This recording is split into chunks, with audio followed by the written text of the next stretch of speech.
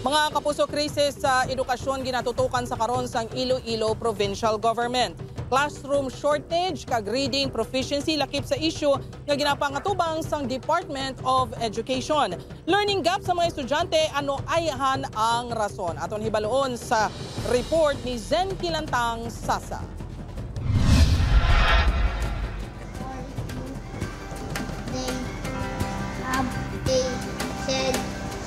Hindi makadiretso sa pagbasa ang grade 4 pupil nga si Kulot, hindi sinimatuod nga ngalan nga taga Pavia, Iloilo. Mahinay kag nag-utod-utod pa ang mga letra sa tagsa magtikab ang iya baba. Isa ka panghangkat para kay Ma'am Cheryl sa pagtudlo sini sa pagbasa kay Kulot, bangod hindi ini makahibalo sang pag-umpisa sang klase. Apang sa dalayon nga pag-follow up sini, nakitaan man ang improvement ni Kulot. Halin sa mother tongue, Filipino kag English subject ang ginatudlo ni Ma'am Cheryl kay Kulot. Ano mo gid sa reading niya, hindi gid. Kasi siyempre dapat kung grade 4, nadasig na ni siya. Ya. Gari kay kang sinilang siya nag-learn gid wala. Kay pag opening, di ba hindi gid ka kabalo magbasa, hindi gid. Bali nag-start gid ako nag-sound anay.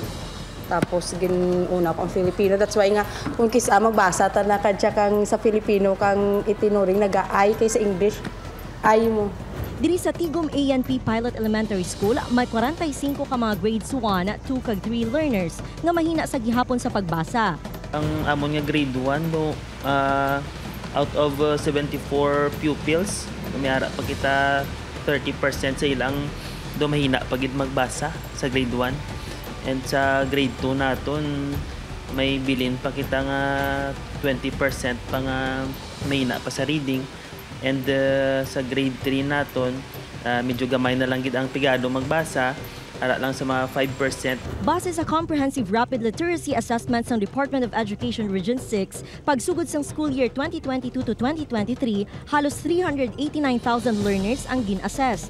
Ang reading profiles sang kinder to grade 3. Sa pag-umpisa sang klase, 47% dari ang full refresher o kung hindi pa mamit lang sang insakto ang mga letra, kagyara lang sa 26% ang handa sa pagtungtong sa grade 1 sa diin nadala sang bata ang iya mga natun-an halin sa kindergarten. Isa sa mga rason nga gintumod sang DepEd nga nagdako ang learning gap sa mga estudyante bangod sang COVID-19 pandemic.